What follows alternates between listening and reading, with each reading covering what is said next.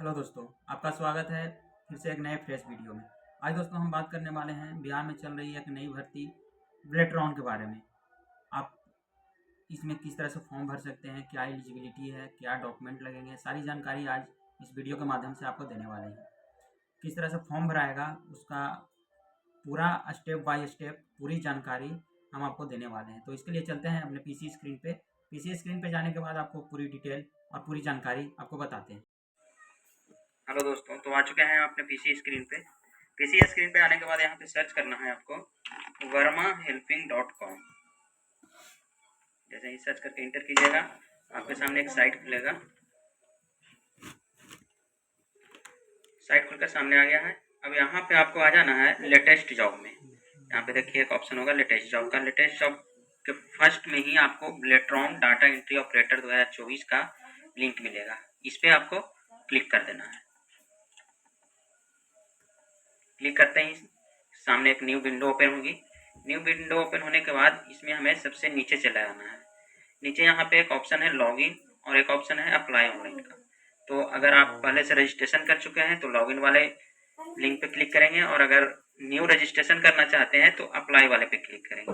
चलिए, हमें new registration करना है तो हमें अप्लाई वाले लिंक पे क्लिक करते हैं। लिंक करने के बाद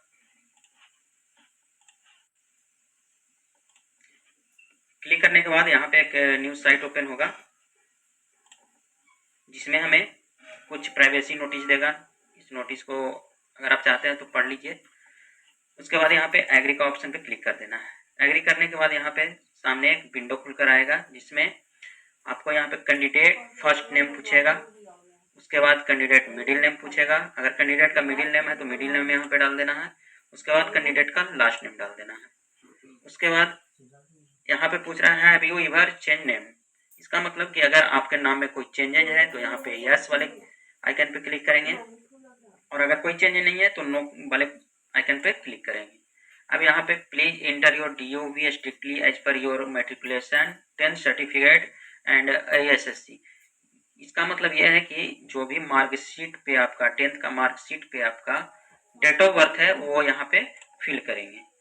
इसके बाद और डेट ऑफ बर्थ आपका एज ऑन 15/3/2024, मतलब 15/3/2024 तक आपका 18 साल पूरा होना चाहिए। अब यहाँ पे आता है जेंडर। अगर मेल है तो मेल पे क्लिक करेंगे, फीमेल है फीमेल पे क्लिक करेंगे। इसके बाद आपको यहाँ पे मोबाइल नंबर डाल देना है। फिर से कंफर्म मोबाइल नंबर डाल देना है। अल्टरनेट नंबर है तो अल्टरनेट नंबर डाल दीजिएगा, नहीं तो इसके बाद ईमेल आईडी और कंफर्म ईमेल आईडी डालने के बाद आपको यहाँ पे एक ऑप्शन आ रहा है जनरेट OTP का। अब यहाँ पे एक नोट है। नोट में है कि जो भी आप मोबाइल नंबर डालेंगे, ईमेल आईडी डालेंगे, वो एक्टिव होना चाहिए। अब यहाँ पे आपको जनरेट OTP पे क्लिक करना है। जनरेट OTP पे क्लिक करते ही आपके मोबाइल पे एक OTP जाएगा, उसे यहाँ पे फिल करना है। फिल करने के बाद हमें एग्री पे क्लिक करके और यहाँ पे कैप्चा फिल करके रीवेरीफाई पे क्लिक करना है। चलिए, तो हम इस फॉर्म को भरते हैं, उसके बाद आपको आगे बता। OTP डालने के बाद जैसे हम वैलिडेट पे क्लिक करेंगे तो यहाँ पे देखिए OTP has been validate successful का ऑप्शन आ गया है। यहाँ पे हमें ओके कर देना है। ओके करने के बाद यहाँ पे एग्री पे क्लिक करना है और यहाँ पे कैप्चा फिल कर देना है।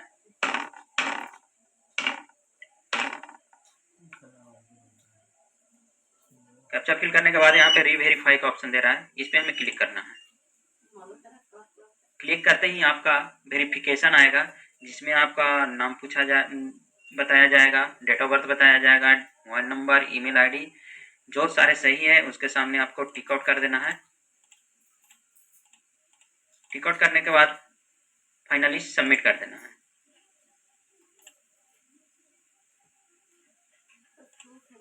यहाँ पे फिर से दोबारा कैप्चा फिल करना है।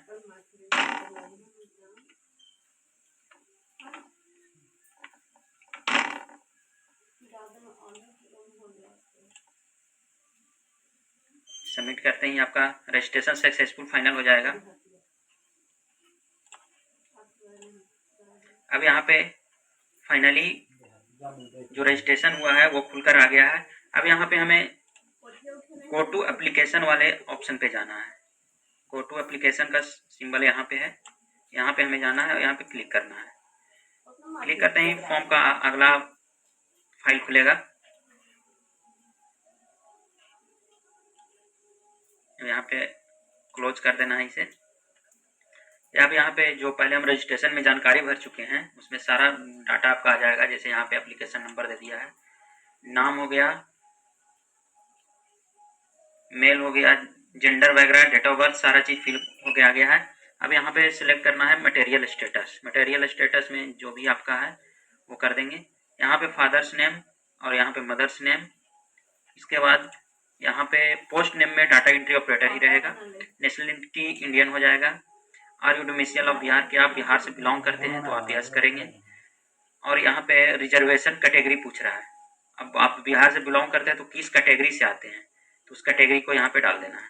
चलिए पूरा इसको फिल करने के बाद फिर आगे हम बताते हैं। दोस्तों इसे फिल करने के बाद हमें आगे वाले फाइल में जाना है जहाँ पे हमें कैटेगरी सर्टिफिकेट डालना है। यहाँ पे पूछ रहा है कैटेगरी सर्टिफिकेट इश्यू अथॉरिटी, आपका जो कास्ट सर्टिफिकेट इशू हुआ है वो किस विभाग से हुआ है। यहाँ पे पूछा जा रहा है कास्ट सर्टिफिकेट का इशू डेट क्या है। यहाँ पे कैटेगरी सर्टिफिकेट का सीरियल नंबर पूछा जा रहा है, तो हमें इसे फिल कर देना है। उसके बाद आते हैं फिर यहाँ पे ऑप्शन है डोमिसाइल सर्टिफिकेट डिटेल का। इसमें भी सेम वही, जिस अथॉरिटी से आपका, जिस विभाग से आपका इशू हुआ है सर्टिफिकेट, डोमिसाइल मतलब निवास, तो उसका यहाँ पे डाल देना है, डेट डाल देना है, यहाँ पे सर्टिफिकेट नंबर डाल देना है। उसके बाद यहाँ पे आपका पूछा जाएगा मार्क ऑफ विजुअल आइडेंटिफिकेशन, मतलब आपके शरीर में जो भी चिन्ह है उसे यहाँ पे डालना है। उसके बाद यहाँ पे ऑप्शन आता है please select type of identification. यहाँ पे आइडेंटिफिकेशन में आपको, अगर आपके पास आधार कार्ड है तो आधार कार्ड दे सकते हैं, ड्राइविंग लाइसेंस दे सकते हैं, पैन कार्ड दे सकते हैं, वोटर आईडी कार्ड दे सकते हैं, और या फिर फोटो अटैच बैंक पासबुक दे सकते हैं, और लास्ट में any photo ID card issue by government authority जैसे आधार कार्ड, उसे भी दे सकते हैं। चलिए इसे फिल करने के बाद फिर से आगे बढ़ते हैं। तो दोस्तों पूरा डिटेल भरने के बाद हमें फिर यहाँ पे टिक आउट करना है। टिक आउट करने के बाद यहाँ पे सेव एंड नेक्स्ट कर देना है। जैसे ही सेव एंड नेक्स्ट करेंगे दूसरा फाइल खुलेगा। यहाँ पे डाटा सेव सक्सेसफुल लिखा जाएगा। एडिशनल डिटेल डालना है। यहाँ पे अगर आप PWD हैं, जैसे विकलांग का सर्टिफिकेट अगर आपके पास है तो आप यस करेंगे, अगर नहीं है तो नो करेंगे। नो जैसे ही करेंगे यहाँ पे क्लिक करेंगे, उसके बाद सेव एंड नेक्स्ट पे क्लिक करेंगे। अब यहाँ पे आ जाता है दोस्तों आपको एड्रेस भरना। जैसे एड्रेस लाइन में विलेज, पोस्ट, PS और इंडिया, डिस्ट्रिक्ट सेलेक्ट कर लेंगे हम। उसके बाद पिन कोड यहाँ पे सिलेक्ट कर लेंगे। तो डिटेल फिल करने के बाद यहाँ पे एड्रेस फिल करना है। एड्रेस फिल करने के बाद यहाँ पे अगर आपका सेम एड्रेस है तो यहाँ पे क्लिक कर देना है। उसके बाद सेव एंड नेक्स्ट पे क्लिक करना है। पूरा एड्रेस डिटेल सेव करने के बाद हमें नेक्स्ट पे क्लिक करना है। नेक्स्ट करने के बाद डाटा सक्सेसफुल हो जाएगा। इसके बाद आपका कम्युनिकेशन डिटेल आता है जिसमें आपको क्वालिफिकेशन पूछा जाएगा, क्वालिफिकेशन डिटेल और एक्सपीरियंस।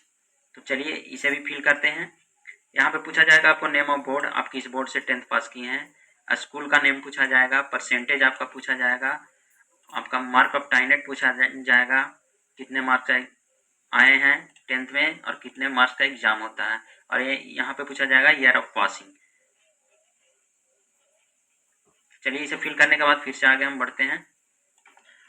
तो यहाँ पे मैट्रिक का पूरा डिटेल भरने के बाद हमें आ जाना है इसेंशियल क्वालिफिकेशन। इसमें पूछता है इसेंशियल क्वालिफिकेशन में कि अगर आप 10+2 किए हुए हैं तो किस बोर्ड से किए हुए हैं, कौन सा कॉलेज से किए हुए हैं और आपका सब्जेक्ट क्या है। तो ये पूरे डिटेल हमें भी 10+2 का यहाँ पे भर देना है।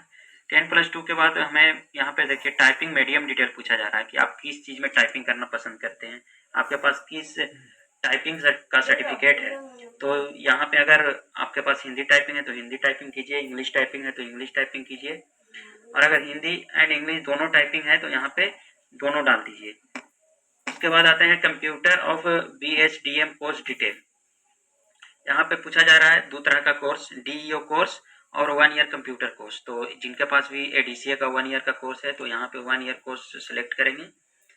उसके बाद यहाँ पे इंस्टीट्यूट, आप जिस भी इंस्टीट्यूट से पास आउट किए हैं, जिस भी इंस्टीट्यूट से आपका सर्टिफिकेट बना है उसका नाम यहाँ पे डाल देना है। और यहाँ पे पूछा जा रहा है इंस्टीट्यूट रिकॉग्नाइज्ड और नोट, अगर आपका रिकॉग्नाइज है, मतलब सरकारी संस्था से है तो आप यस करेंगे, अगर नहीं है तो यहाँ पे नो करेंगे। अब यहाँ पे पूछा जा रहा है इसका पासिंग ईयर, आप कब पास किए हैं, आपका सर्टिफिकेट कब इशू हुआ है, तो सर्टिफिकेट के ऊपर ही इशू डेट रहता है तो उसे यहाँ पे डाल देना है।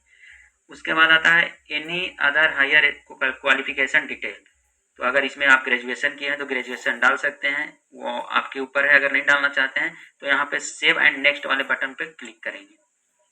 क्लिक करने के बाद यहाँ पे एक ऑप्शन आता है टेस्ट सिटी प्रीफरेंस, आप टेस्ट के लिए एग्जाम के लिए आप कहाँ जाना चाहते हैं, तो प्रीफर्ड टेस्ट स्टेट में आपका बिहार ही रहेगा। सिटी यहाँ पे सिलेक्ट करना है, आप अपने अनुसार जो भी सिटी देगा वहाँ पे सिलेक्ट कर लीजिएगा। सिलेक्ट करने के बाद सेव एंड नेक्स्ट पे क्लिक करना है। सेव एंड नेक्स्ट पे क्लिक करते ही आपको यहाँ पे डॉक्यूमेंट अपलोड का ऑप्शन आएगा, जिसमें आपको पासपोर्ट साइज एक फोटो रिसेंट का जो आपको अपलोड करना है यहाँ पर। इसके बाद आपको सिग्नेचर अपलोड करना है। इसके बाद आपको जो निवास प्रमाण पत्र बना है, डोमिसाइल सर्टिफिकेट, उसे अपलोड करना है। उसके बाद आपको यहाँ पे कास्ट सर्टिफिकेट अपलोड करना है। इसके बाद आ जाता है 10th क्लास का सर्टिफिकेट जो भी मिला है आपका, उसे अपलोड करना है। 10th क्लास का अगर मार्कशीट है तो मार्कशीट अपलोड करना है आपको। यहाँ पे क्वालिफिकेशन ऑफ सर्टिफिकेट एसेंशियल, जिसमें 12th का सर्टिफिकेट और 12th का मार्कशीट दोनों अपलोड करना है। प्लस 1 ईयर का जो आप एडीसीए का कोर्स किए हैं उस कंप्यूटर सर्टिफिकेट को यहाँ पे अपलोड करना है। और upload your other relevant document, इसमें अगर अदर जैसे ग्रेजुएशन का अगर आप दिए हैं तो ग्रेजुएशन का यहाँ पे डॉक्यूमेंट अपलोड करना है।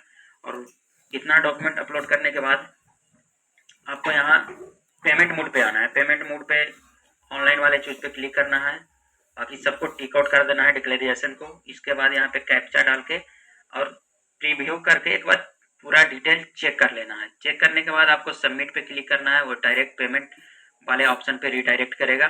चलिए पूरा कंप्लीट करने के बाद आपको हम फिर से बताते हैं।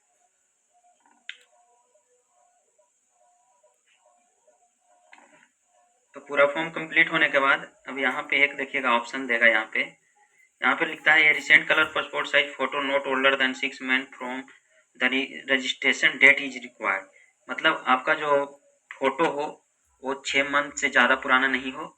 और दूसरा है यहाँ पे अपलोड योर स्कैनेड सिग्नेचर, इसमें भी नोट दिया हुआ है the signature should be in running handwriting and the block letter will not be accepted, मतलब आपका जो सिग्नेचर होगा वो कैपिटल लेटर में नहीं होना चाहिए। अब यहाँ पे अपलोड योर कास्ट सर्टिफिकेट में एक और नोट दिया हुआ है not older than 6 month from date of filling application, मतलब आपके फॉर्म भरने से 6 मंथ से ज़्यादा बैक का आपका कास्ट सर्टिफिकेट नहीं होना चाहिए, मतलब 6 मंथ पुराना सर्टिफिकेट नहीं होना चाहिए। तो ये चीज़ पे आप ध्यान देंगे, उसके बाद ही डॉक्यूमेंट अपलोड करेंगे। सारे डॉक्यूमेंट क्लियर करके आप पीडीएफ फाइल में इसको अपलोड करना है। और इसके बाद आपका पेमेंट मोड पे जाएगा। पेमेंट करने के बाद एक बार आपको प्रीव्यू करके चेक कर लेना है। प्रीव्यू करिएगा तो आपका सारा डाटा सामने आ जाएगा, जो भी आप फॉर्म भरे हैं उसे एक बार अच्छी तरह से चेक कर लीजिएगा। चेक करने के बाद सबमिट कीजिएगा तो वो पेमेंट मोड पे जाएगा। पेमेंट कटने के बाद आपके पास एक रिसिप्ट आएगा, जनरेट होगा, जो रिसिप्ट आपको एडमिट कार्ड के लिए बचा के रखना है।